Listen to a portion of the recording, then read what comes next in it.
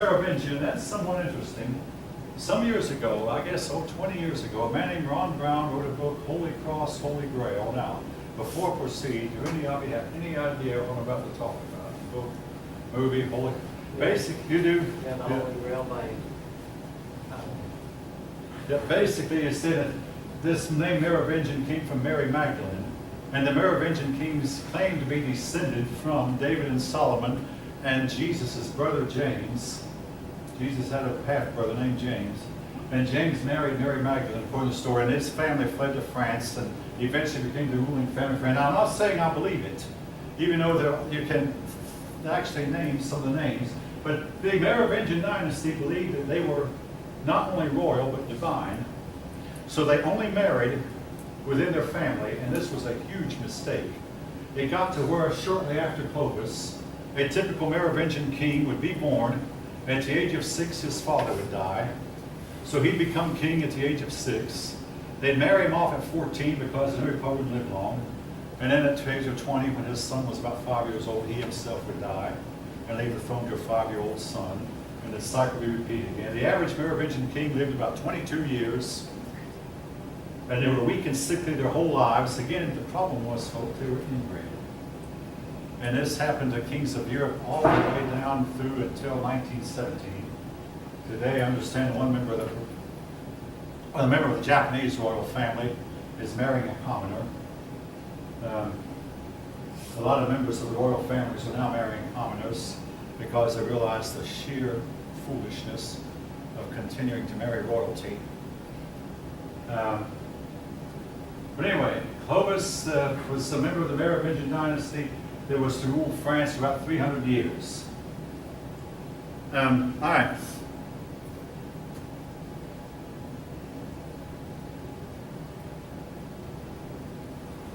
Now, here's what is so bad, folk, about when barbaric people take over. The Romans had a system of justice.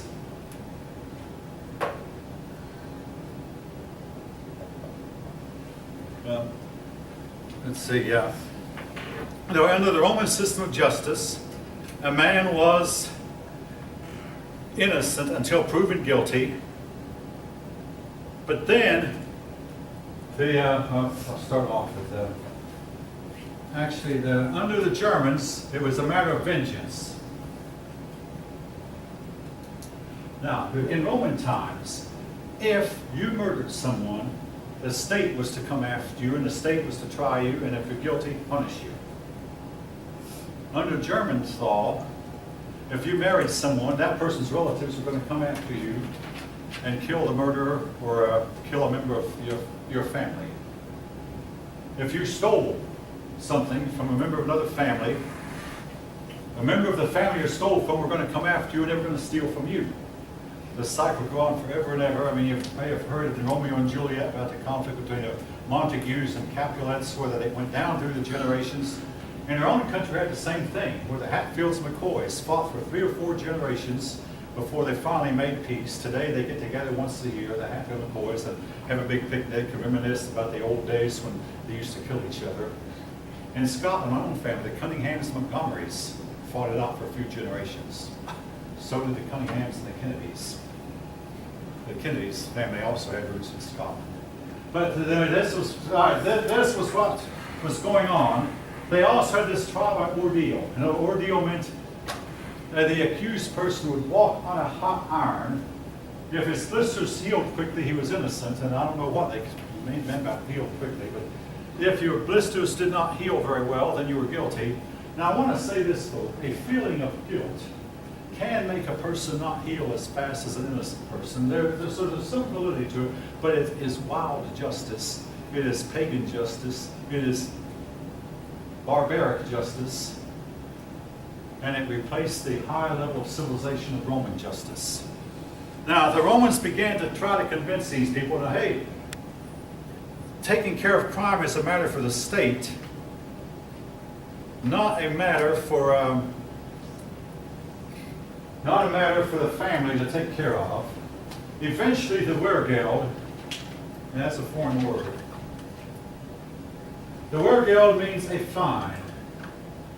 you paid a fine. Now again, this was a gradual transition from pure sheer revenge to the state taking over. The state would levy a fine. The more serious the crime, the bigger the fine. Or the richer you were, the bigger the fine also. They felt like the rich could afford to pay more. The rich would be hurt more by a big fine. Compurgation.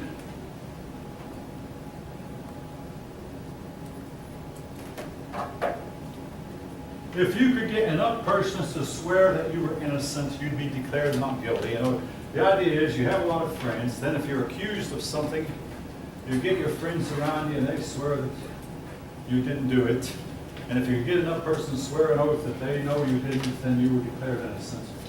The flaw about that is there was a man who tried that in an American court one time, many years ago. He told the judge, "Judge, I can produce 100 reliable witnesses who didn't see me do it." Yeah. The judge said, "Well, we have 2 reliable witnesses who have testified that they did see you do it. You're guilty." Anyway, it doesn't matter how many witnesses you found that you can find that didn't see you do it. The matter is who did see it. Now again, the level of civilization went downhill, but slowly and gradually started to climb back up as time went on. To me, the worst case was this trial ordeal, making a person lie on a bed of spikes, and if he healed quickly, he was probably innocent. Now, the nearest thing we have to that in modern times is the lie detector test. And I know a man at Lockheed who spent a couple of years in prison based partly on the results of a lie detector. This was more than 25 years ago. Today, the lie detector test is no longer considered reliable. You know, it's used, but it's not considered evidence. It can be defeated in a couple of ways. Number one, if you'll stay awake for 50 or so hours, it won't work very well on you. And number two, if you lie habitually all the time, continuously lie, every time you open your mouth, you're lying. Every time your lips move, you're lying. You get to where you can lie without your blood pressure changing. Yeah, in other words, now, let me tell you something happened to me at Lockheed. A group of us decided to tell a person he was going to get a promotion. So we were going to start the rumor. The lot fell on me to start the rumor. I had a bit of a problem starting the rumor, though, because I couldn't start it without cracking up. In other words, why I could have? Because hopefully I'm not a habitual liar. And when I started to tell this, but hey, you've been promoted, and I had to stifle my giggles because I couldn't tell it without cracking up. Again, there's a joke. Eventually, the person figured it out that he had not gotten the promotion. All right. You got it. Now, Does that say? again, these people. All right. Now, I'll be right back. These people, all of them eventually converted to Christianity. So you might say, even though Rome did not revive, Rome fell and stayed fallen, Europeans civilized the people who came in and conquered after they put it pretty low level. So the period of time is often called the Dark Ages. That term is not used as much as it was. Now, one of you was saying something wrong. I haven't found it. Nobody wants to. Anyway, this period of time used to be called the Dark Ages because learning had largely died out. People who could read or write were scarce, but they eventually made a comeback. Now, Christianity. I had a pupil ask me many years ago, how did the Pope become so powerful?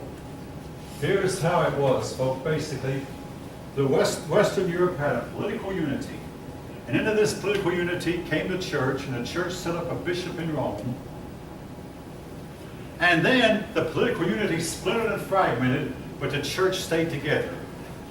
This did a lot to enhance the prestige of the Pope. Also, the people in Europe, they learned, like, if they wanted to get married, before time they would go to the state and get a license to the state. We still do that. But most weddings, what happened in Europe was the church took over issuing marriage licenses.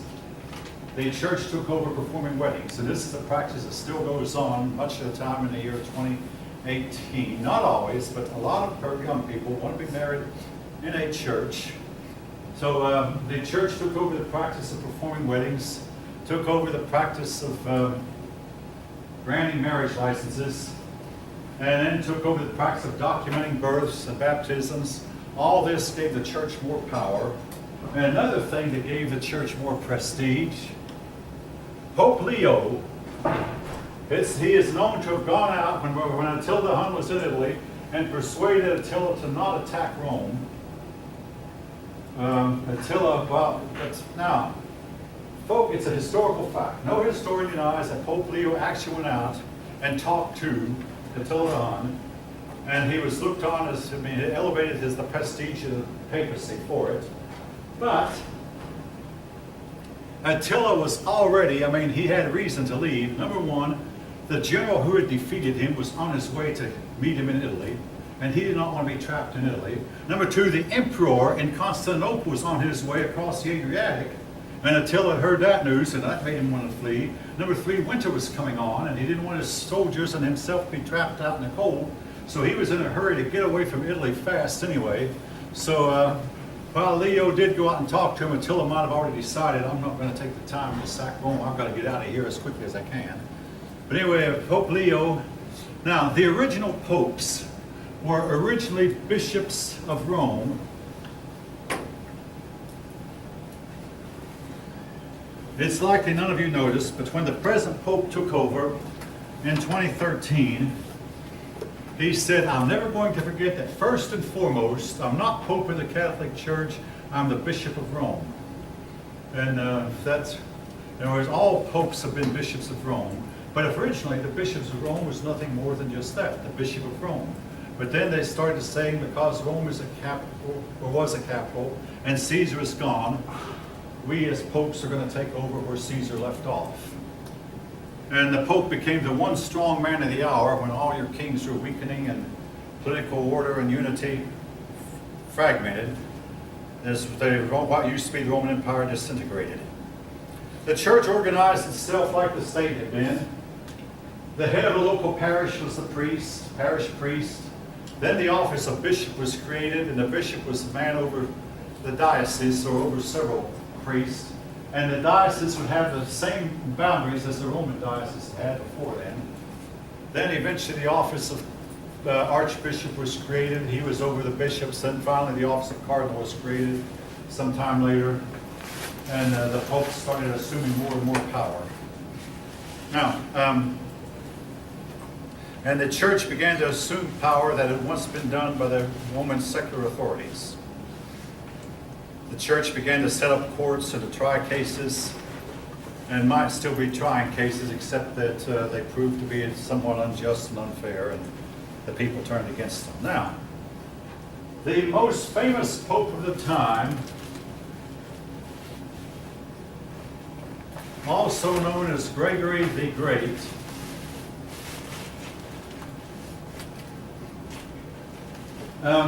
he sent missionaries to try to convert the people of Scandinavia, and slowly they did. So his attempt to Christianize the people of Scandinavia was gradually successful, even though it took a long time. Now, folk, you all know what I think about a king helping the poor.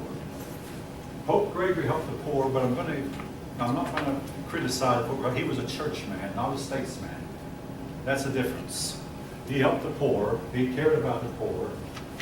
It has been said, if every pope would have been as good as this pope was, Christianity would still be united. We'd all be Roman Catholic today.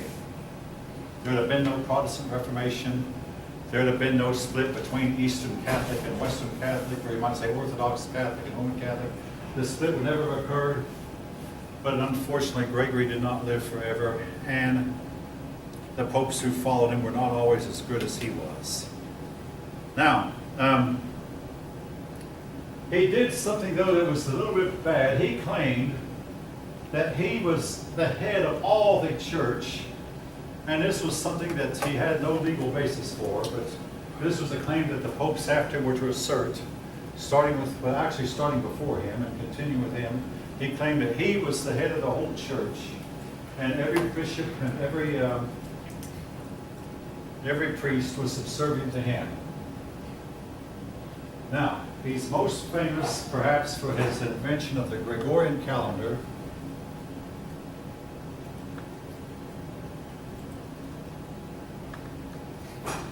here's why it was needed. The Julian calendar by this time was nearly 550 years old. And it was found out that after a time, Christmas was being celebrated in warm weather, and July was occurring in colder weather, and they realized if they didn't make some changes really fast, we're going to be singing I'm Dreaming of a White Christmas when the temperature outside was 90 degrees. And in July, the temperature would get down to 5 or 6 degrees above zero, and a big snowstorm would fall. The idea was you have to keep the solstices and the equinoxes occurring approximately the same time. All right. What is a solstice? Well, there are two of them. The summer solstice occurs about June 21st. The winter solstice about December 21st. Now, sometimes it's December 20th, sometimes it's December 22nd.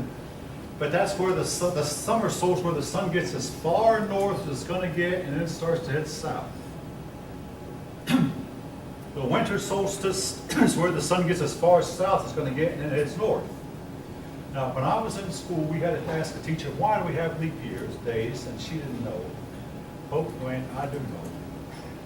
We have to keep, now the equinoxes, by the way. The equinoxes occur on March 21st. That's when the sun crosses the equator on its way north. The fall equinox occurs, now it used to occur on September 21st, and will start occurring on September 21st about 80 years from now. But it now occurs on September 22nd, that's when the sun crosses the equator on the way south. There's a slight wobble in the Earth's orbit.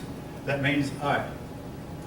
In the Gregorian calendar, every fourth year is a leap year, except for the years at the end of the century. In other words, the years 1700, 1800, 1900 were not leap years, but 2000 was. Now 2100, 2200, 2300 will not be leap years, 2400 will. 1600 was a leap year. In other words, the years divisible 400 are leap years. The ones that aren't equally divisible 400 are not leap years. Hopefully some of you can follow what I was just saying. Somebody looked at me, what are you talking about? Well, anyway, the Gregorian calendar expected to last 10,000 years, but we have to add another date or subtract a date from it. Now, I want to say this, why do we celebrate December 25th instead of December 21st?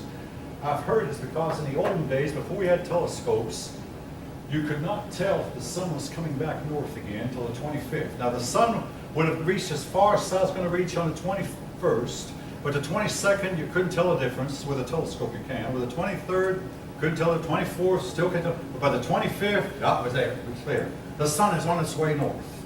So everybody would hold a big feast, big celebration, buy each other gifts, because winter was just going, it wasn't about over, it was going to end. I mean, the fact that the sun was coming north again meant winter would someday end.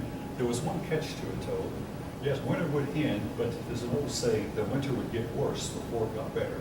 The coldest days in a year are usually around January, between January 1st and January 10th, and not December 21st when the sun is actually the farthest south.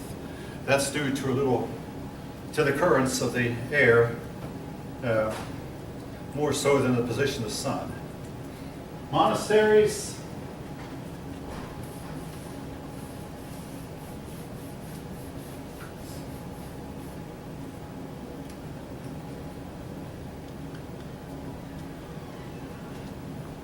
Were set up, the monasteries housed the monks, the convent housed the nuns. These people took 3 vows, and folk, I'll always remember this because on a test I missed that. Oh, that's easy, that's obvious. But then the teacher gave a fill-in-the-blank test. The 3 things they promised were poverty, chastity, and obedience.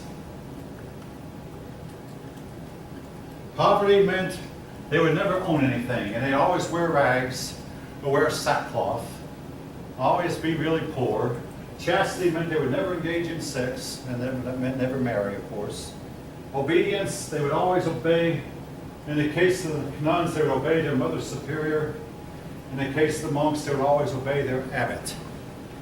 Now, these monasteries served as hospitals, libraries, schools, colleges, all rolled into one. They served as distribution centers for the poor. The monks would spend a lot of their time helping the poor. And again, they were churchmen, so I'm not going to criticize them for it. Had they been statesmen, they'd have brought their country down, but they were churchmen. So, yes, they did help the poor. They kept themselves busy constantly. They'd get up, first of all, they'd sleep oftentimes on wooden beds with wooden pillows. Eventually they got used to that. They were expected to observe strict regimens. They'd start the day with prayer, go and eat a very sparsely furnished meal, then go to work, maybe work in a garden, then spend some more time in prayer. Then they would spend a lot of their time writing. They kept alive, like the works of Aristotle. They copied Aristotle, they copied the Bible, they copied Cicero, they copied the works of these famous writers from the past. They copied Ovid, Livy, the Roman historians, Thucydides and Herodotus, and kept alive a lot that had happened before Christianity. At first, your monks were solitary hermits, but then they decided that no, they'd do more service to God and humanity if they got alone.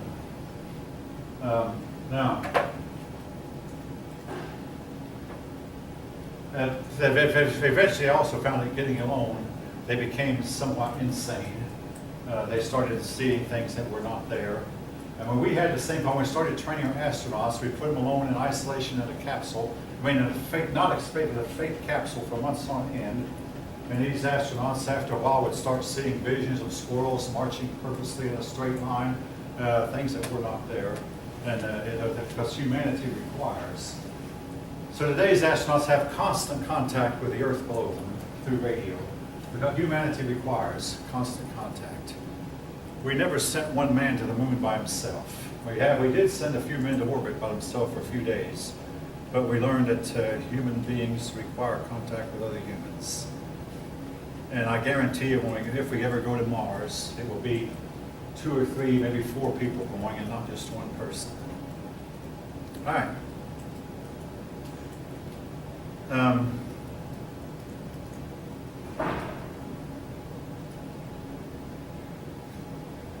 I've been called opinionated, but I've just got to throw something in right here. I mean, might sound critical. Let's compare 2 men. The one man got up this morning. He got into an argument with his daughter. Then he got into an argument with his wife. Then he got to work and got in trouble with his boss.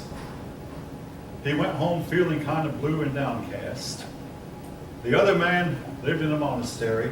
He spent much of his time involved in prayers and involved in a lot of writing and a lot of reading and a lot of studying, meditation. With all other things being equal, which one of these 2 men would you consider as doing humanity the most good? Man number 1 who is in the world, and part of it, man number 2 who's isolating himself in the world. Which one of them is doing the most good? Anybody have any thoughts on it? I have a strong opinion about this, folks. Any one of you, come on, if somebody wants to speak up. Who's the best? I think they're doing about the same amount of work. You think they're about the same? I think you're kind of like, I don't know. What's that? Subjective. Subjective? Yeah. Well, okay. Nobody wants to take a stand. My personal, yes. I think it sort of depends on what that man's job is, who's not a monk. If he has a meaningful job, it doesn't really matter how he treats the people around him. Some people's job is doing nothing more than sweeping floors, without which the floors would get really, really dirty. And some people's job, we had men whose job was to just drill holes in the side of airplanes, while other men were engineers. But to me, the man who drilled a hole in the side of an airplane is better off than the primitive man who makes bows and arrows and spear points and whatever, because he's actually working at a higher level. Even though all he does is drill holes, and then somebody else puts the rivets in the holes, fastens 2 parts together. To me, I think man number 1 is really higher in society than man number 2. He's out in the world. The world is a tough place to be. He's getting knocked around a bit, and we all do. but in the long run, he will do more good than the other person who spends his time in contemplation and meditation. Not everybody likes that. Not everybody agrees with that. But the world keeps going because of the men and women in it who work. And yes, if you marry, there are going to be fights. It's normal.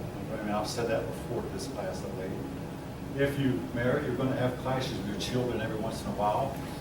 Don't let anyone tell you you won't. It's normal. It's natural. If you get a job, you're going to be called on the carpet from time to time for lack of performance. Somebody won't like you. It's normal. It's natural. Or you can just withdraw into solitude and live, hey, live like a hermit and do nobody any good, including yourself.